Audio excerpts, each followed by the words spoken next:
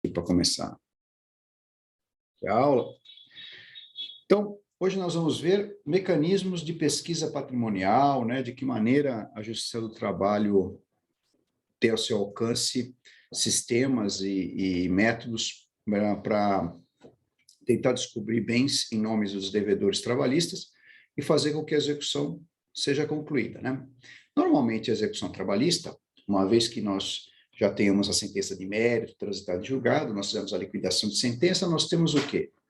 Uma execução por quantia certa, né? Alguém que está cobrando um valor de outrem, né? Então, o reclamante ganhou lá 80 mil reais, isso vai ser cobrado da empresa, né? Veja, há uma questão muito, assim, muito presente, né, hoje em dia, que é essa facilidade, isso não é uma questão, volto a dizer, é opinião minha, que minha opinião não tem força nenhuma, é apenas o que eu acho dentro do contexto. Mas, realmente, hoje em dia, é muito fácil o governo, o Estado, né, de uma forma geral, ter acesso a seus dados, né? Não existe proteção nenhuma, nada, zero, gente, né? E hoje com o Pix é pior ainda, né? Então, os nossos dados estão muito facilmente acessados pelo governo, o que pode ser um problema. As pessoas falam quem deve, quem não deve não teme, não é bem assim, não. Às vezes quem não deve teme, porque, né, se pensar diferente, pode ser a qualquer momento aí perseguido, né, pelo Estado. Então, realmente, eu acho essas formas de quebra de sigilo, como é feito, por exemplo, com cisbajuda, essas coisas todas, é negócio brutal. Mas, enfim, vamos imaginar a seguinte situação e vamos aí comentar os mecanismos aí em que se chega a, efetivamente a penhora de bens de devedores que não cumprem espontaneamente a execução. Porque, por exemplo, se você tem uma execução, tem lá uma dívida de 50 mil, a empresa vai lá e paga, não há problema, ela foi lá, depositou dinheiro, né, paga-se as partes, custos, etc., o processo termina. Porém, muitas vezes não acontece isso. A empresa não paga, já de caso pensado, ou porque não pode pagar mesmo, sei lá, está sem dinheiro, sei lá. E pode acontecer, por exemplo, da execução depois ser infrutífera contra a empresa e passar a ser realizada na pessoa dos sócios. Então, aqui já vamos fazer um parênteses. Esse tema nós vamos voltar a tratar dele, mas é importante vocês compreenderem. Os sócios, atualmente, no processo de trabalho, eles só são inseridos como responsáveis pela execução após o incidente de despersonalização de pessoa jurídica. Essa novidade veio a partir da reforma trabalhista, né, a partir de 2017, e antes não era necessário. O legislador entendeu, então, de inserir o incidente de despersonalização da pessoa jurídica na CLT. Então, hoje, por exemplo, você tem uma execução contra a empresa, e ela é totalmente infrutífera. A gente tentou vários mecanismos, nós vamos comentar os mecanismos aqui, mas você tentou os vários mecanismos possíveis, não tem bens, não tem nada, não tem patrimônio, não tem saldo em conta, não tem nada. Não há possibilidade de você continuar a execução contra a empresa. Você vai requerer a despersonalização da pessoa jurídica, e aí o juiz vai fazer o processo, né, um procedimento em que os sócios vão ser intimados, inclusive, a se defender, porque alguns deles, às vezes, pode ser que não tenham mais responsabilidade.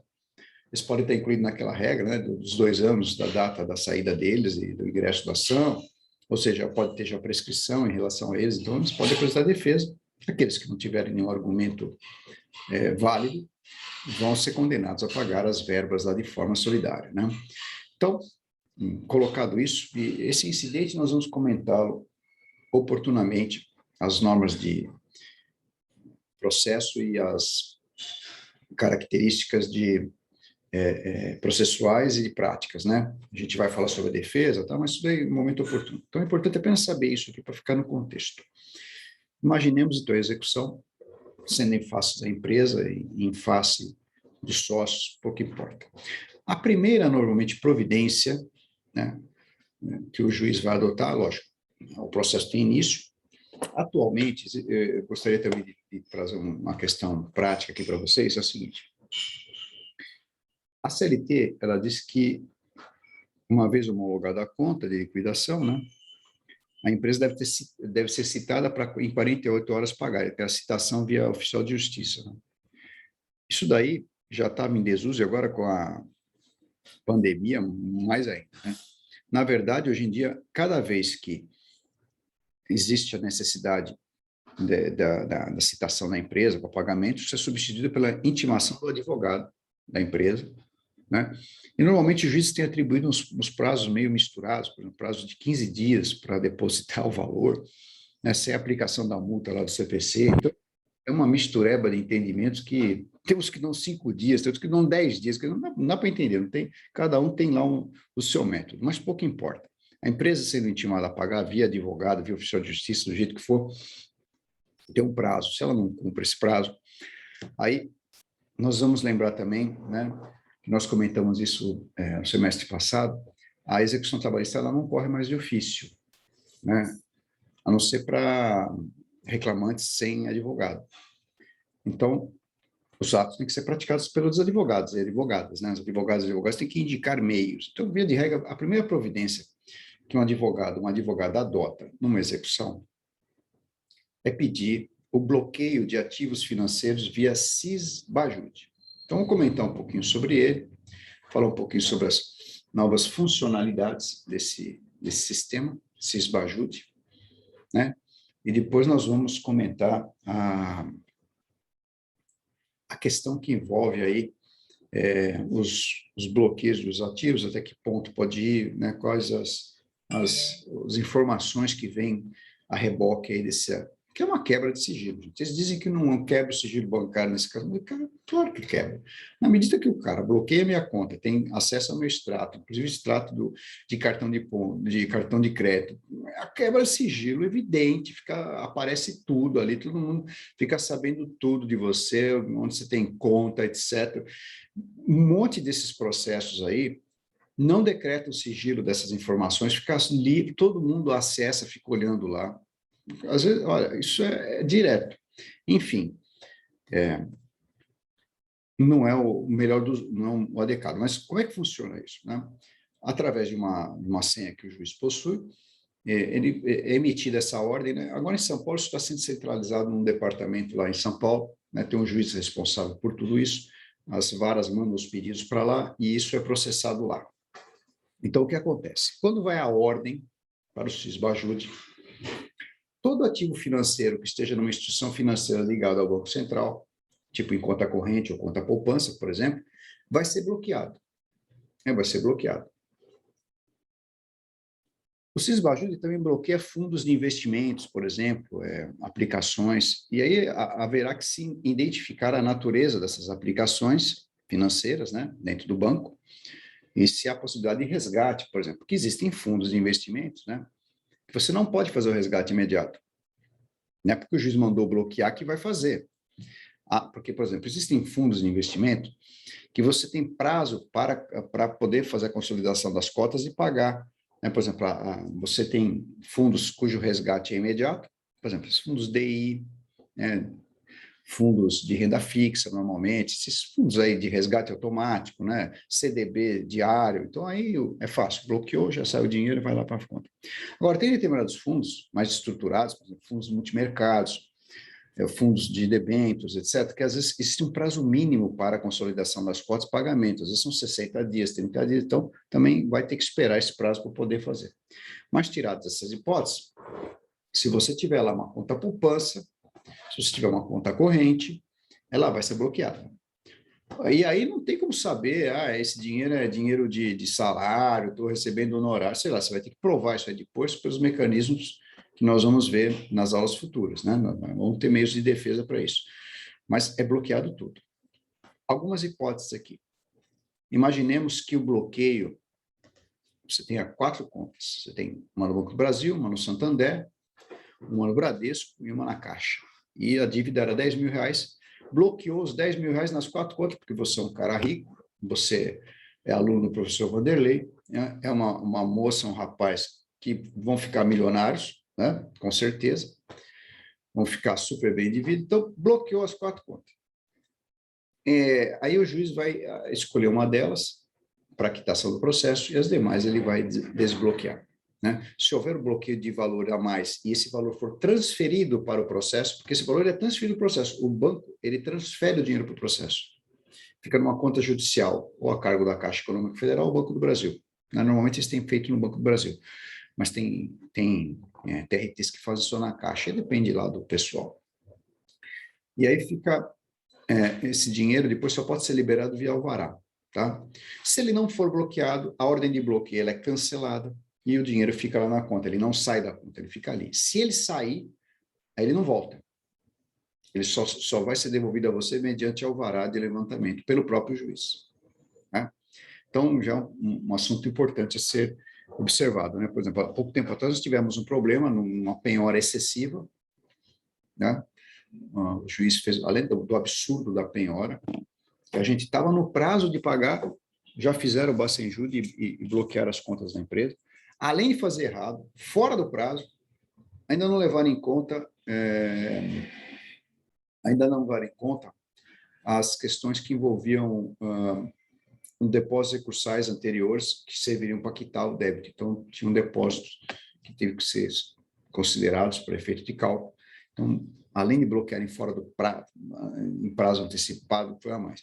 E aí, depois de constatados esses erros, né, a gente peticionou, lá o juiz se fez de desentendido e tal, nós propusemos mandado de segurança e o relator mandou desbloquear imediatamente o valor. E já não dava para desbloquear o valor, porque o valor já tinha sido bloqueado e transferido. Aí o juiz teve que fazer um alvará de levantamento para que nós depois transferíssemos o dinheiro para a empresa, tá? Então, quando há o Sisbajuda, ele captura o dinheiro, né, no CNPJ ou CPF do devedor, aí vai depender de quem é o devedor, se é a empresa ou os sócios, já, e aí transfere o dinheiro em favor do processo. É um mecanismo de invasão brutal, né? Ele captura muita informação, gente.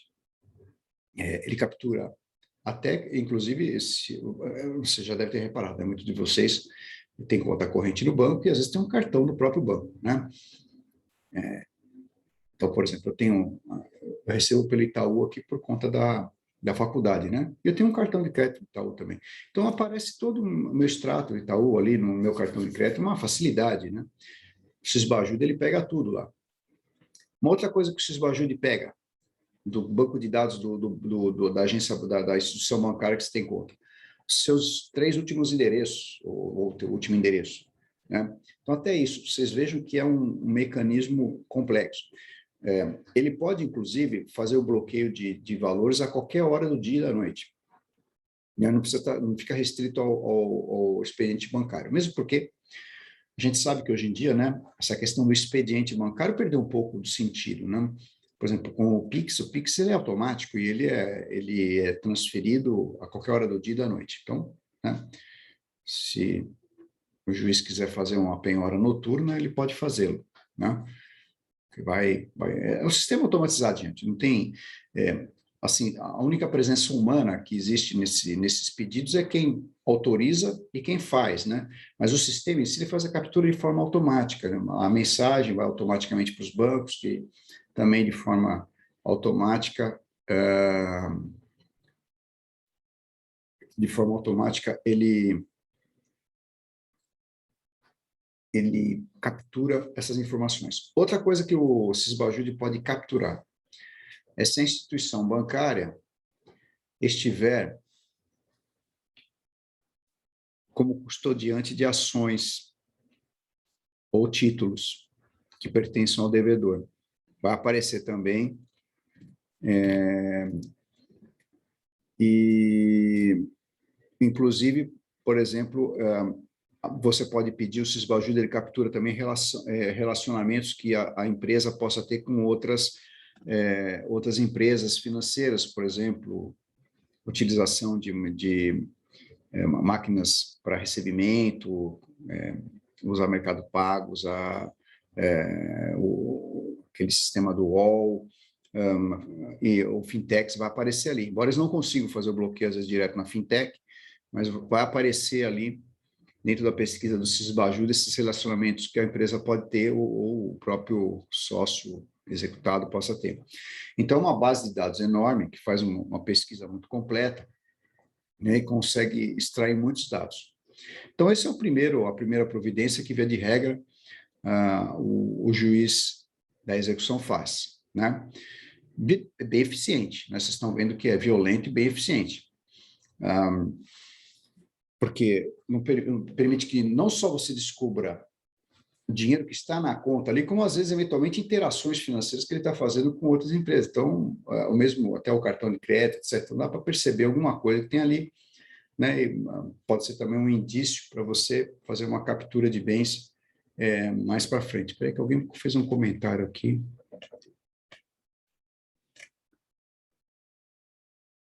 Ah, tá.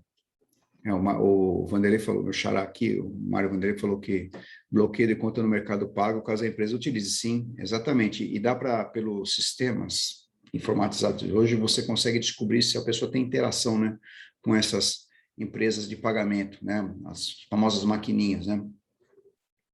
E mesmo, por exemplo, empresas que utilizam, às vezes, recebíveis via cartão de crédito, também você consegue bloquear, né, isso através, desde que você descubra, né, qual entidade ou qual sistema de pagamento é utilizado, né, e aí você consegue também fazer o bloqueio. Então, esse é o primeiro sistema, o mais comum, né, o que tem maior, assim, possibilidade de pegar na hora. Mas isso, às vezes, também não funciona, porque se o cara é um devedor bom, mesmo, um cara bacana, o cara não deixa dinheiro em conta, né?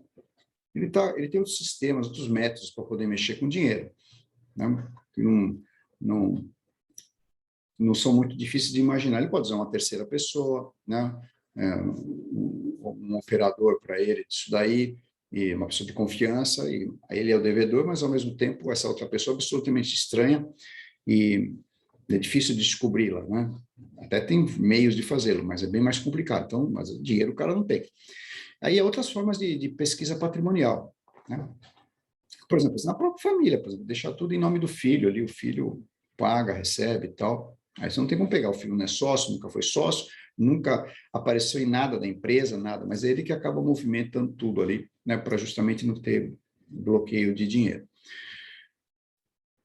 E aí tem outros métodos de pesquisa, né? Um outro sistema que a gente usa muito aqui, né, e que também ele pega bens desde que sejam facilmente identificáveis, que são, por exemplo, os bens imóveis ou móveis, por exemplo, o automóvel, né? Então, nós vamos primeiro falar dos bens imóveis, que é o convênio que o tribunal tem, um convênio chamado ARISP, ARISP, né, que é da Associação dos Registradores Imobiliários.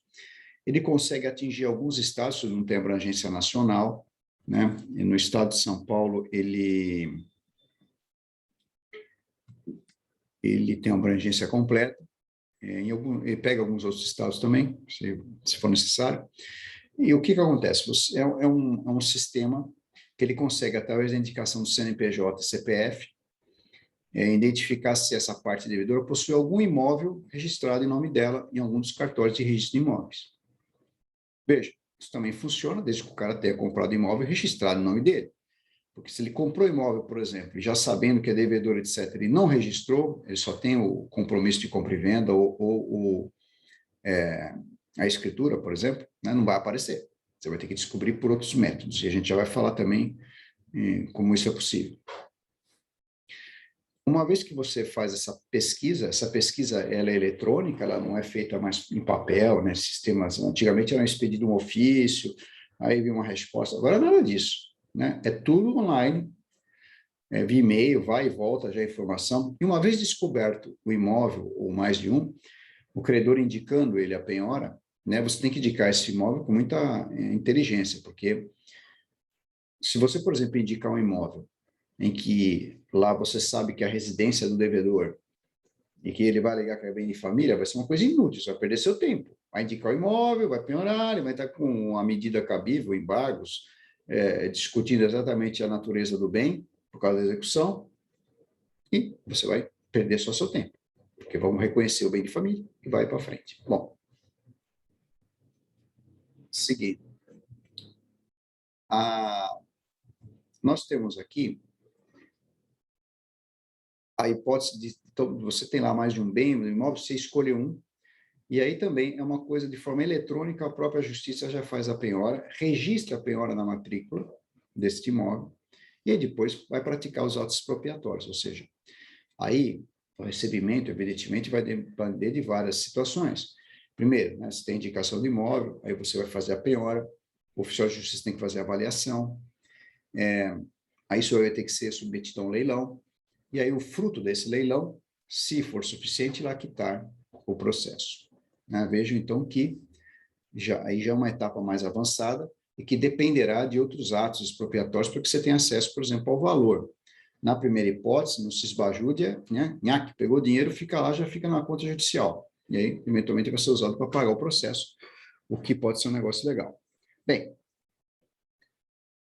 então, pesquisa imobiliária é possível também. Basta estar o imóvel no CNPJ ou CPF do devedor, que você vai identificar por esse mecanismo, né? Um mecanismo bem eficiente. Eu já usei muitas vezes em processos e realmente, quando tem o imóvel registrado, você localiza.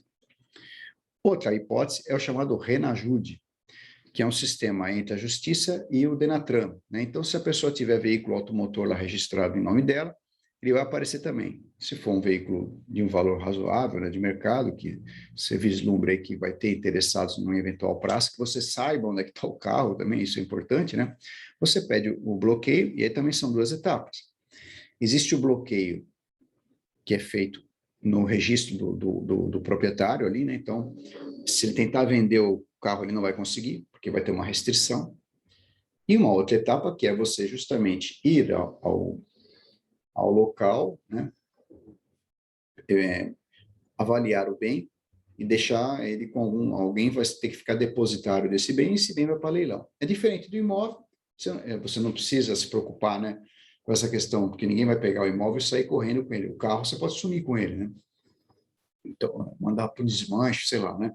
Então, o carro já é um pouquinho mais, por ser um bem móvel, ele é mais complicado de você, eventualmente, também colocar, a não ser que os nomes dos juízes, eles mandam o leiloeiro ir lá, pegar o carro e ele fica como depositário. E aí, eventualmente, você pode mandar esse bem a leilão e obter o valor, né? Mas tem, assim, que eu não vejo, embora, por exemplo, se vocês pegarem, né, que atualmente a justiça está fechada, mas quando ela estava funcionando normalmente, né, você ia nos balcões ali da Justiça do Trabalho, normalmente tinha uns jornaizinhos, né, do lado esquerdo, dos leiloeiros oficiais da Justiça do Trabalho, dos lotes de bens que iam ser leiloados. Tudo, são 5 ou 6 oficiais, então eles vão dividindo, né, os bens lá entre os leiloeiros. Então, lá tinha muito imóvel e alguns automóveis. Tinha, às vezes, uns automóveis bons, viu, indo a leilão. Eu lembro, não era incomum você ver lá BMW, Mercedes, Audi, né, e não muito antigos, carros com 2, 3 anos indo a leilão, né? É quando havia dívida, eles avisavam que havia, por exemplo, multas, etc., para a pessoa saber. E às vezes até era um bom negócio para a pessoa ali, né, arrematar. Já vi muita gente arrematar carro desses daí em leilão e se sair muito bem, né? Basta saber procurar e tal, né? Então, é também uma forma de solução do processo. E às vezes também você fez a pesquisa, então vamos imaginar, você fez o X-Bajude, não deu nada. O cara é ninja, né? Fez você fez a pesquisa Arisp, não deu nada. Renajude, não fez nada. Aí, bom, o que mais eu posso fazer? Né? Tem mais métodos? Tem mais métodos investigativos aí. Existe um convênio chamado Infojude com a Justiça do Trabalho, em que ela tem um acesso à base de dados da Receita Federal e faz requisições a ela, né? E as requisições mais conhecidas, né, são as que envolvem as declarações de renda da pessoa física, quando você está executando uma pessoa física, evidentemente, e os DOIs, que é a Declaração de Operação Imobiliária. Vamos explicar as duas, vamos entender as duas e de que forma isso pode convalidar em uma execução de bens. Quando você pede as declarações de imposto de renda da pessoa física, lá pode vir informações que depois possibilitem você dar seguimento à execução, né? Elas vêm sob sigilos, via de regra, né? Então, esse é um documento que normalmente o juiz atribui sigilo, então só as partes conseguem consultar e os advogados, né? Quem faz declaração de imposto de renda sabe que você coloca lá, né? Você põe teus bens e direitos, aí você põe lá se você tem uma casa, se você tem um carro, se você tem uma conta lá no Banco do Brasil, você tem, se você tem, por exemplo, participação em alguma empresa, né? Então você vai declarando as coisas lá. E às vezes pode ser que tenha alguma coisa ali que você jamais saberia da existência e que tem valor que você pode pegar. Por exemplo, eu lembro que uma ocasião nós tivemos um caso concreto em que também o Mário Vanderlei está falando assim, investigação na JUSESP para ver se ele tem ou é sócio de outra empresa. Sim, você pode fazer isso também. E a gente já vai falar, né, penhorar as cotas ou coisa parecida. Mas aí você analisa, né, ali, e eu vou contar uma coisa que às vezes pode acontecer, né? Às vezes esse devedor pode ter, por exemplo, uma obra de arte, alguma coisa que esteja lá registrada, algo que tenha valor, né? Eu lembro que uma vez a gente estava fazendo uma execução e veio a declaração de renda dele, e entre os bens que ele tinha uma obra catalogada de um pintor conhecido, né? Que ficava lá na casa dele, né? E então, essa obra, pelo valor que tinha, mais de 100 e poucos mil reais, era avaliada, ela poderia ser objeto de penhora, porque ela não é um bem que guarnece a residência necessário à subsistência deles, é um bem luxuoso, né? Ou apenas, né, que está fora é absolutamente penhorável, não é impenhorável, né? Nós pedimos a penhora desse bem e aí imediatamente o devedor pagou, antes que fosse feita a penhora. Na hora que acho que o advogado avisou ele, ele aí o advogado nos ligou, não, para fazer um parcelamento? Não, claro, tal, acabamos de acertar. Mas nós descobrimos isso com a quebra do sigilo fiscal, né? Tinha as informações ali. Isso também funciona quando, né, o cara declara, porque quando o sujeito ele é, assim, profissional na arte de né, se esquivar de pagamentos, etc., o cara não declara nada, né? E muitas vezes, ele adquire imóveis, mas não declara, não registra o nome dele, né? E aí que vem essa segunda etapa, essa segunda hipótese, que chama-se DOI, Declaração de Operações Imobiliárias. Aí é que vem, às vezes, você descobre coisas, principalmente de pessoas que sabendo que tem dívidas, só evitam de registrar imóvel em nome deles. Normalmente, o que eles fazem? Eles fazem a escritura ou fazem uma procuração já com poderes amplos para poder vender e transacionar aquele imóvel. E deixam isso daí para um momento futuro, né? Às vezes eles têm dívidas tributárias, etc. Eles esperam prescrever, declarou a prescrição, aí eles transferem para o nome dele, né? Eu também, há um tempo atrás, aconteceu isso. Ele estava buscando, nossa, era uma execução de 10, quase 12 anos.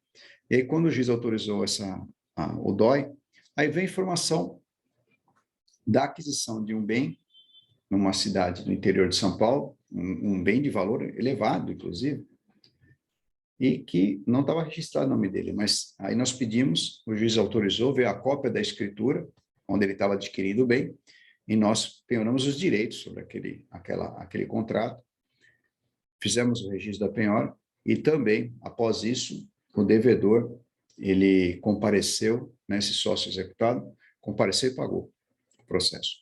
Porque o bem era muito mais. Gente, era assim, tipo, a dívida era 70 mil, o imóvel valia 6 milhões. Era aquela coisa assim, bem desproporcional, né? Como ele tinha adquirido em conjunto com, acho que com os irmãos, alguma coisa assim, acho que eles devem ter dito para ele, meu amigo, vai acertar isso daí, que pelo amor de Deus, não piorar nosso imóvel aqui, né? Vai dar um problema.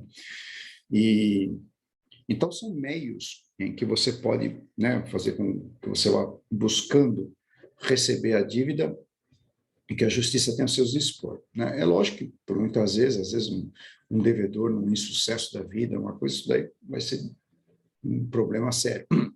Mas para aqueles devedores que agem realmente de má fé para não pagar, para não, que já criaram essa cultura de aplicar mesmo, né, esses golpes nos outros e sumir, é um método, né? Se ele deixou algum rastro, de alguma maneira vão ser descobertos, né? Além disso,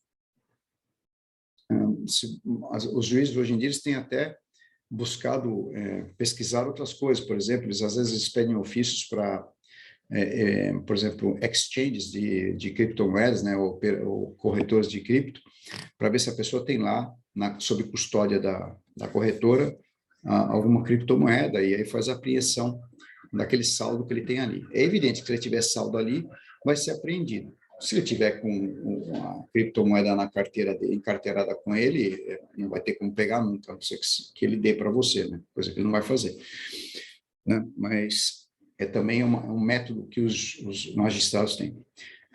Outra hipótese também, que você obter essas informações aí mediante essas pesquisas bancárias, né? às vezes, descobrir se ele tem créditos a receber, né? E às vezes acontece de empresas que têm relacionamentos, por exemplo, né? Às vezes a empresa está ativa ainda, tal, e ela, por exemplo, tem um crédito para receber faturas que ela recebe habitualmente, por exemplo, de um shopping. Vamos imaginar que é uma terceirizada que está devendo lá e tem fatura para receber. Você pode penhorar o crédito terceiro, dizendo, ó, o shopping deve para a devedora, vai pagar, está pagando tudo mês, eu quero que bloqueie o pagamento dele lá. Né? Você pode, por exemplo, através, às vezes, da declaração de rendimentos, descobrir que ele tem recebimentos de aluguéis. Aí você também pode penhorar os aluguéis, né? Lá da pessoa. Então, veja, são vários métodos de pesquisa que você pode utilizar, né, e encontrar. O próprio Mário Vanderlei falou, por exemplo, tem que pesquisar na JuSesp, se ele é sócio de outra empresa, isso às vezes aparece também na declaração de renda, né, mas também na JuSesp é mais prático, você vê se ele é sócio de alguma outra empresa, sendo sócio você pode penhorar as cotas sociais, isso que vale alguma coisa, né, ou penhorar eventualmente os dividendos que ele tem a receber ali. São várias frentes que você pode abrir para tentar receber. É lógico que tudo tem um limite, porque às vezes pode acontecer da pessoa não pagar porque teve um insucesso na vida, perdeu todo o dinheiro, ficou sem nada. Acabou. Às vezes tem lá só o local que ele mora, que não é penhorável, e mais nada. Né? Atualmente, eu tenho muitas reservas a esse tipo de coisa. Mas, por exemplo, eles estão até pedindo informação para o próprio INSS se a pessoa recebe benefício previdenciário e manda penhorar uma parte daquilo. Eu acho normal. Cara, imagina, o cara ganha R$ 2.000 por mês, aí tem uma dívida lá de 80 mil. Vai penhorar o quê? R$ 800 do cara, sei lá quanto, não vai pagar nunca. Só de atualização monetária e juros dá mais do que o valor que penhora, porque senão é absolutamente sem sentido, né? É uma brutalidade até para esse tipo de coisa, né? Não devia nem ser considerado. Mas, enfim, estão fazendo isso. E a gente tem visto aí um aumento muito grande na inadimplência por conta da pandemia. Muitas empresas realmente tiveram dificuldades imensas, por quê? Porque não puderam trabalhar. Né? Foram impedidas de trabalhar, e quando puderam trabalhar, foi num método, já estavam tão debilitadas financeiramente que não tinham mais condição de continuidade. Outras já vinham com problema lá atrás, e a pandemia foi aquela pá de cal para enterrar o cara mesmo. Né? Se vocês, olha, para vocês verem uma realidade hoje, né, do dia a dia, experimentem no centro de São Paulo, que é São Paulo, a capital, né, é a cidade mais pujante economicamente do Brasil. Vai lá no centro de São Paulo, dá uma olhada no que é aquilo. Fechado. É só gente morando na rua, embaixo do viaduto, antes embaixo do viaduto, ali perto, ali próximo, um pouco antes da Consolação, ali embaixo, naquela parte ali. Gente, várias barracas, gente morando, que você vê que eram pessoas que perderam tudo, estão ali embaixo, tudo fechado, né? Então, houve e haverá um implemento muito grande na falta de capacidade de pagamento. Então, as execuções vão acabar redundando depois nesses métodos aí de tentativa de recebimento. Mas alguns deles serão, por mais que você se esforce, né, por mais que faça essa pesquisa, por mais que lute, vai chegar uma hora que não adianta. Né? Fica pesquisando, o cara não tem nada. Não tem o que continuar. Né? Essa coisa tem que acabar. E em outras situações não, né? Quando é aquele devedor que vamos usar esse termo, assim, o devedor malandro, né? Aquele cara que já fez pensando nisso tudo, ele já sabia, ele não queria pagar ninguém, ele ficou devendo para todo mundo, para o Estado, para a União, para o município, ele não pagou nenhum tributo, não pagou ninguém, não pagou salário, sumiu no mundo com o dinheiro por cima, né? Normalmente usando um laranja, os caras são artistas. Para esses, esses métodos são muito bons, porque você consegue, às vezes, através do cruzamento de informações, descobrir, eventualmente, né, onde se encontram bens passíveis de penhora, ou até descobrir bens que foram vendidos no curso do processo, e você pode anular a venda através da fraude, né? Essas informações bancárias ou da própria Receita são muito importantes, ou as declarações de operação imobiliária, né? Você acaba constatando fraudes, às vezes, por exemplo, a gente constatou um outro dia num processo, numa execução, né, que o sócio tinha sido incluído em 2005, 2006 no processo, e ele em 2011 vendeu o imóvel. né? E aí, quando foi feita a pesquisa, foi feita um pouquinho depois de 2011, porque o processo demorou bastante. Quando foi feita a pesquisa imobiliária, não apareceu. E aí, quando veio a DOI, apareceu a venda lá atrás. E aí, através dela, né, o juiz declarou a fraude e acabou fazendo a penhora do imóvel. Isso é apenas um exemplo, né, como esses mecanismos têm efetividade. Se fosse no passado, quando não existiam esses convênios, nossa, para você descobrir uma coisa dessa, era bem difícil, gente. Posso falar para vocês, não era fácil, não. A execução trabalhista, às vezes, realmente, ela não dava em nada. Isso criou uma cultura, né, nos processos antigos, né, do pago quando quiser, porque era tão difícil, né? O pessoal comentou aqui da teimosinha que fica tentando o bloqueio, né? Mas isso é eficiente para quem tem conta e fica recebendo nela, né? Esse personagem que eu estou contando aqui, né? Esses personagens são muito espertos, mas eles não têm conta em nome deles, né? Eles têm conta em nome de outrem, né? Eles já são escolados nisso daí, né? Agora, essa teimosinha é muito boa. Ela pega mesmo, pega, e já vi pegar, né? Não um processo meu, mas de amigos meus que comentaram, que realmente tem eficiência, né? Então, esse sistema, voltando a fazer uma recapitulação, né? Então, os principais, Sisbajude, Renajude.